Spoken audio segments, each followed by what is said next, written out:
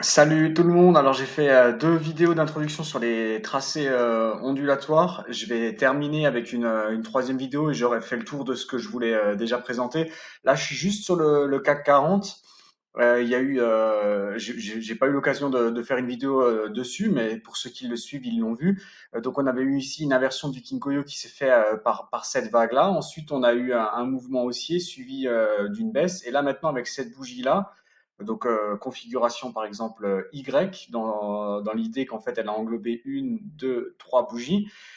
Pour le moment, on va pas parler de ça, mais je vous le note juste, hein, c'est donc une configuration Y. On va pas forcément toujours les utiliser, mais en tout cas là, on pourrait noter ça en tout cas. Et peut-être ça serait bien de voir dans quel sens ça a été fait. En tout cas, on est intégré là clairement dans le Senkou Span.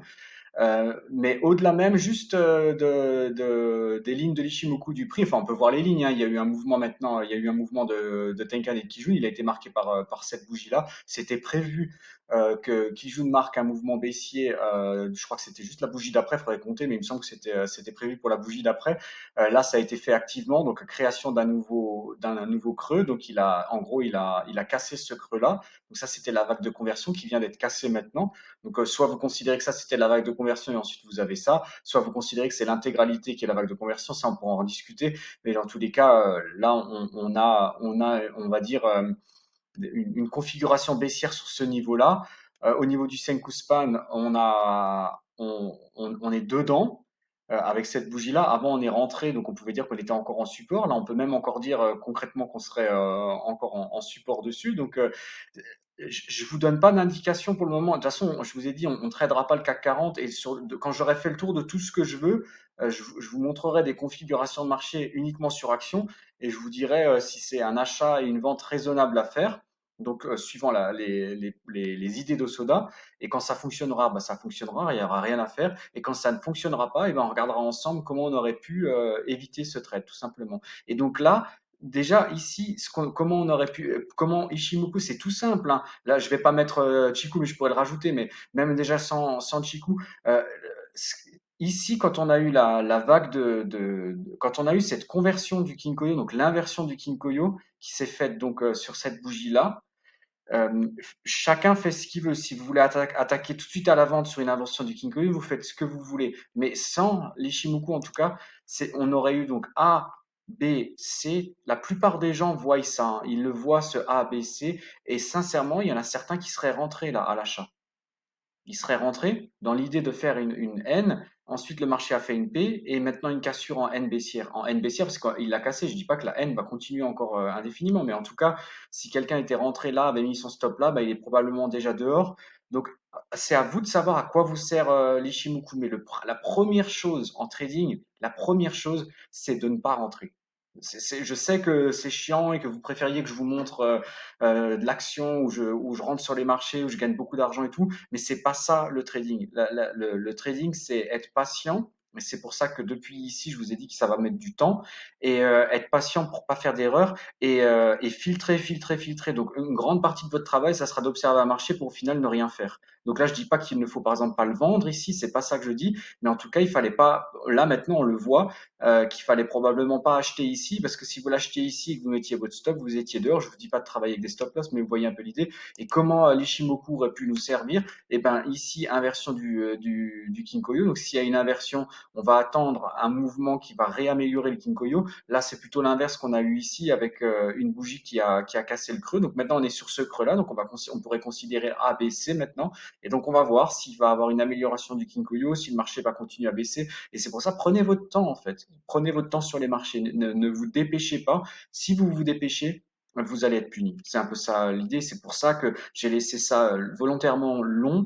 Dès le départ ici, je vous avais dit, je vais pas vous dire ce que vous devriez faire, mais clairement, si j'avais pensé qu'il fallait acheter le marché, je vous l'aurais probablement dit. Mais j'ai pas je suis pas devin en fait, hein. C'est simplement que dans une première étape d'Ishimoku, c'est de travailler sur soit validation, soit invalidation, appelez ça comme vous voulez, mais travailler simple en fait, travailler simple. Et donc pour finir sur ma vidéo les tracés ondulatoires, je vais juste faire un dernier récap, comme ça vous comprenez bien où je veux en venir, et après j'aurai fini avec ça. Je vous ai tracé des figures théoriques. Je vais mettre en H4. Voilà. Donc, je vous ai tracé ça, la première chose. Donc, concrètement, que vous compreniez bien ce que je vous explique, en gros, il y a deux manières différentes de tracer des vagues et de valider des creux et sommets sur une unité temporelle. Donc là, je l'ai mis en H4, mais je l'ai dessiné comme ça. Mais sur n'importe quelle unité, c'est la même chose, hein, ok? Première chose, vous tracez sans chercher des validations sur une unité temporelle en bas. Et vous avez le droit de le faire, hein. Et donc, en gros, concrètement, je vous ai dit, si vous avez une configuration comme ça en N, vous êtes autorisé à faire une vague I, mais vous pouvez le vérifier si vous voulez, là aussi, là aussi, là aussi. Et là, concrètement, sur cette unité temporelle, ce que vous devriez faire, si vous ne descendez pas dans une unité plus basse, c'est de faire ça. Une première fois ça, parce qu'en gros, celle-ci, elle a chevauché celle-là, donc c'était une configuration N haussière, et ensuite on continue. La problématique, pourquoi j'insiste là-dessus? La problématique, c'est qu'il y a des gens qui vont tracer comme ça. Ils vont tracer ça et ensuite ils vont faire ça. Ça et ensuite ça. Est-ce que cette vague est juste? La réponse est je ne sais pas. Je ne sais pas parce que je ne peux pas le prouver. Et la seule façon que j'aurai à le prouver, c'est de descendre dans une unité. Mais si je descends dans une unité pour voir la temporalité de cette bougie, et imaginons que d'abord il a marqué la borne haute et ensuite la borne basse, dans ce cas-là, ce tracé est faux. Parce que si on le suit, je vais enlever, hein, si on le suit le marché, alors il était là, ou là, hein, on ne sait pas si ça, mais dans les deux cas, ça va marcher. Mais en tout cas, il faudra qu'on aille prolonger ici, hein.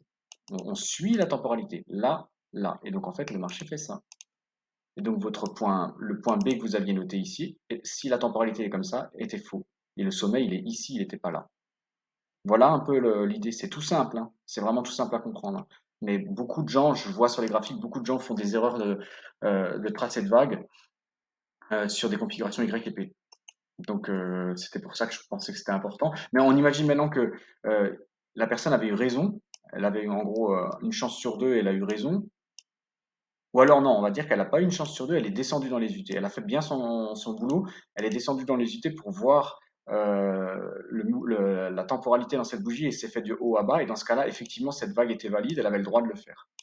Voilà.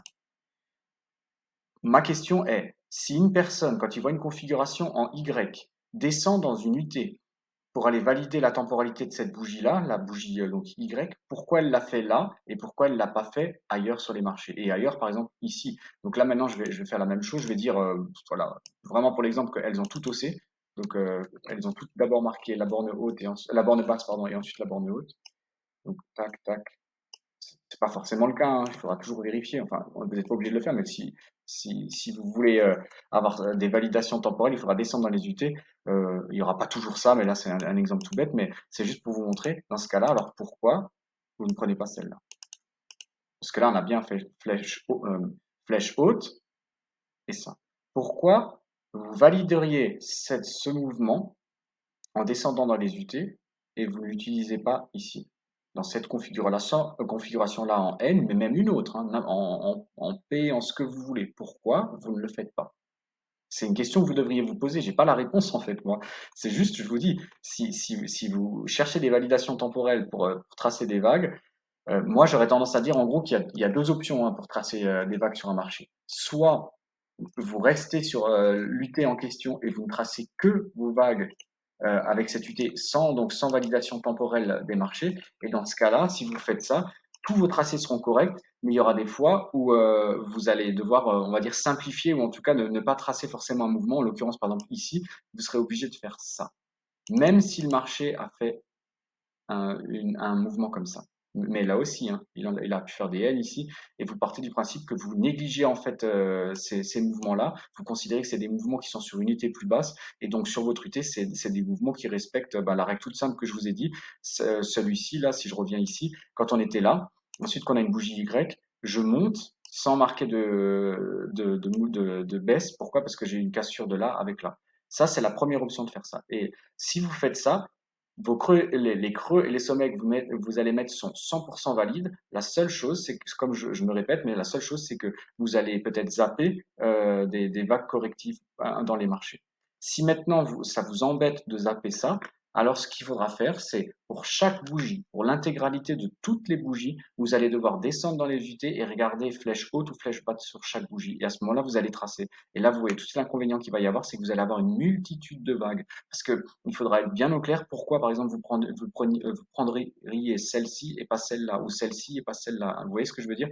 Donc, vous pourriez partir de l'idée, alors vous les prenez toutes, mais si vous les prenez toutes, vous allez peut-être vous noyer avec énormément de vagues, des vagues qui font des fois, vous les prenez même pas sur, on va dire, sur une bougie, puisque si elle vient de ici à ici, c'est à vous de savoir est-ce que ça, vous considérez, entre ça et ça, est-ce que vous considérez que c'est un mouvement? C'est à vous de savoir ça. C'est à vous de savoir si vous devez le faire ou pas. Mais voilà en gros les deux options pour tracer un marché. Et après, il y aura encore l'option 3 qui est donc de mixer. Et donc en gros, de temps en temps, vous tracez sans validation de l'unité temporelle en dessous et de temps en temps, vous allez vérifier. Mais si vous faites ça, vous devez être au clair pourquoi vous le faites. Pourquoi à certains moments, vous cherchez des validations en unité interne et pourquoi à des moments, vous le faites pas. Parce que si vous le faites et que vous tracez ensuite vos vagues, vous allez comprendre qu'il y a un décalage. Vous avez des vagues qui sont validées par unité inférieure et des vagues qui ne sont pas validées par. Quand vous allez faire des projections temporelles, quand vous allez faire des estimations, quand vous allez valider des creux et des sommets, et ben il va avoir, on va dire qu'il va avoir litige, hein, enfin litige, vous voyez ce que je veux dire, parce que certains creux et sommets vous les avez validés sur l'UT en question et d'autres vous les avez validés sur des UT plus basses. Ça, donc, il faudra que vous sachiez exactement ce que vous faites. Mais en tout cas, comme ça, voilà, si vous mélangez les deux choses, sachez pourquoi vous le faites. Donc ça, c'était le premier point que je voulais faire. Et là, je finirai là. J'ai fini ce que j'avais à dire là-dessus. Donc sur le tracé des vagues. Et donc concrètement, si vous tracez, c'était le but de mes deux premières vidéos, si vous tracez des vagues sans descendre dans une unité, ce que je vous invite à faire au moins au départ, si vous le faites et vous le faites bien en respectant les configurations P et Y, à ce moment-là, l'avantage de cette technique-là, c'est qu'elle est unique. C'est pas moi qui l'ai inventée, hein, c'est le marché qui le montre. Moi, je l'expose juste. Et c'est peut-être quelque chose que peu de gens vous ont montré, mais en tout cas, si vous tracez de cette manière-là, c'est universel. Et donc, tout le monde tracerait ses creux et ses sommets de la même manière. Et ensuite, en intégrant d'autres choses, on va pouvoir filtrer des creux et des sommets, voir si on rentre ou pas dessus. Ça, c'est autre chose, mais au moins le tracé, on part tous sur la même base. Mais ensuite, moi, je les trace comme ça, je vous le dis honnêtement, hein. Et ensuite, vous faites ce que vous voulez, mais je voulais au moins vous le montrer. Donc ça, c'était le premier point et c'est réglé pour moi. Et le deuxième, c'est celui-ci. Je vais enlever l'Ishimoku.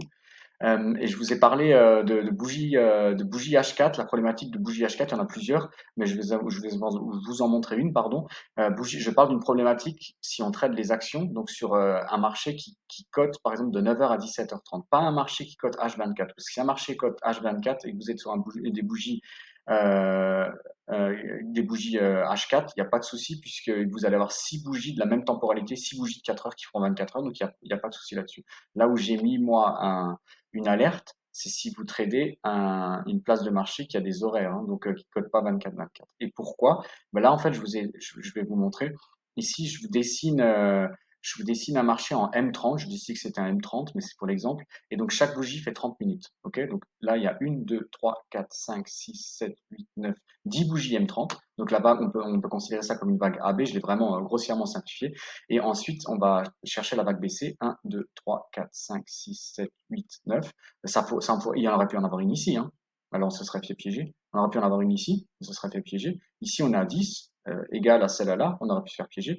Donc 10, 11, 12, 13, 14, 15. Donc, je vais prendre celle-là. On est bien d'accord quand je peux prendre un point C ici, ici et ici. Et moi, je vais prendre le dernier, par exemple, hein. Et après, on peut dire que là, on serait peut-être sur le début d'une reprise haussière. Pour moi, il n'y a pas de problème sur le fait une correction, dans l'idée pour le moment, qu'une correction soit plus longue qu'une vague AB, parce que déjà, ça va dépendre. Là, je dis que ça c'est A, mais si ça se trouve en bas, on avait encore un point A plus bas, ainsi de suite. Tout ça, je vous l'expliquerai, mais ça me perturbe pas plus que ça en fait, hein. Je m'interdirais pas de rentrer sur un marché parce que j'ai une vague baissière qui est plus longue, en tout cas, dans l'idée. Mais ça, tout ça, il faudra qu'on regarde tranquillement ensemble. Mais c'est pas ça que je voulais montrer. Ce que je voulais montrer, c'est imaginons que là on est en M30 et je vais simuler le fait que je passe en H4. Simuler le fait que maintenant je clique et je bascule en H4. Et on peut le faire très simplement. Et je vais dire que ça, c'est la bougie. Donc on retient bien, hein, vague AB, 10 bougies, vague BC en M30, 15 bougies. Donc en gros, la vague BC là, elle est 50% plus longue. Elle est plus longue, ça se voit, hein. Je vais pas, voilà, on voit, hein, ça c'est AB. Euh, et là, on a ici. Et nous, moi, je pars d'ici. Donc, clairement, elle est plus longue, hein. Il n'y a pas aucun débat là-dessus. plus longue temporellement, hein, en M30. Mais M30 ou ailleurs, elle est plus longue. C'est obligé qu'elle est plus longue, quoi. Voilà. Et maintenant, je vais basculer en H4 et par exemple, je vais dire que ça, c'était la bougie 17h. Et comme la bougie 17h, elle ne code que de 17h à 17h30, en fait, une bougie M30, c'est la bougie H4 17h. Donc, je vais la symboliser en noir. Et ça, c'est ma bougie H4. Et ensuite, je vais mettre ma bougie 9h. Et donc, ma bougie 9h, c'est 9h, 9h30, 10h, 10h30, 11h, 11h30, midi, midi 30. Donc, 1, 2, 3, 4, 5, 6, 7, 8. Donc, 8. Alors, des fois, sur les marchés, vous allez voir TradingView, il le montre peut-être avec une neuvième en M30, mais sans cotation. Mais bon, pour faire simple, on va dire 8, hein. C'est juste pour l'idée théorique, mais vous verrez que sur certaines plateformes, ils vont montrer 9 cotations. Ils vont montrer une cotation à 17h30 au moment de la fermeture du marché. Il y a certaines plateformes qui estiment que comme le marché ferme à 17h30, on a encore une M30 on a encore une bougie M30 à 17h30, même si elle cote juste une seconde, on va dire. Des fois, le marché cote un peu plus, hein, mais il y a des plateformes qui le mettent pas, donc là aussi, il faudra être vigilant là-dessus, hein, parce que là, je sais que TradingView le note. Mais moi, je vais rester sur 8, hein, pour le principe. Donc 1, 2, 3, 4, 5, 6, 7, 8. Donc ça, là, ici, donc c'est mon équivalent H4. Et donc là, pour le moment, dans AB, j'ai déjà eu deux bougies de hausse. Et maintenant, je vais faire la même chose pour ma prochaine bougie H4. Je vais partir du point haut. 1, 2, 3, 4, 5, 6, 7, 8 jusqu'au point bas. Donc c'était une bougie, on va dire, baissière. Baissière dans la, pas ouverture-clôture, hein, baissière dans la forme du range, c'était une vague baissière. Et là, 1, 2, 3, 4, 5, 6, 7, 8. Et là aussi, je dis que c'est baissier parce que je vais de borne haute à borne basse et temporellement, ça s'est fait par une baisse. Voilà. Donc voilà comment on pourrait le symboliser en H4. Et maintenant, je vais le remettre verticalement pour que ça soit des bougies H4, pour que vraiment on visualise des bougies H4. Donc je vais laisser le point de départ et je vais juste faire comme ça. Donc on serait comme ça, avec le niveau là. Voilà, tac. Maintenant, je vais laisser ça et je vais aller jusque là. Tac. Et maintenant, je vais laisser celui-là là et je vais aller jusque là. Vous voyez l'idée en fait, hein. Je symbolise juste le mouvement par des bougies H4. C'est le même que le M30, le mouvement est comme il est, hein. Et donc ici, il s'arrête pas là, hein, il est là, hein. Je l'ai repris d'ici, hein. Faut bien comprendre, on était bien là, hein. Sinon, je le mets carrément ici si vous voulez, mais vous comprenez bien. Et donc, en gros, ce que maintenant je vais faire, c'est que je vais tracer les vagues H4. Donc, j'ai le droit de tracer ici, de là à là, un mouvement. Et ensuite, il y a encore une cassure de range par le haut, donc j'ai le droit de faire ça. Je vais changer de couleur. Voilà. Donc ça, j'ai le droit de le faire. Ça, c'est la première vague. Et ensuite, de là à là, j'ai le droit de tracer un mouvement baissier, parce qu'il y a eu cassure de range dans un seul sens. Voilà. Et donc, en H4, je vais compter le nombre de bougies.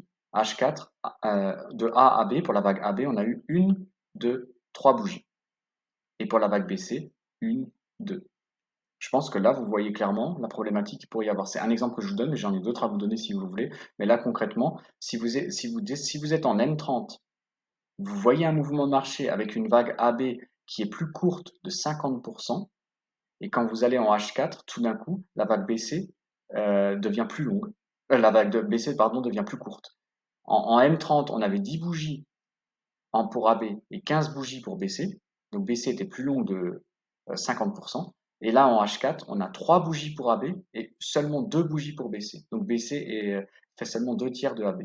Donc il y a un problème en fait. Il y a un problème juste, c'est purement théorique ce que je montre, mais il y a un problème de lecture des marchés. C'est que vous êtes en M30, vous dites que la baisse était plus longue et ensuite vous basculez en H4 et la baisse devient plus courte. Donc vous n'allez pas vous en sortir en fait.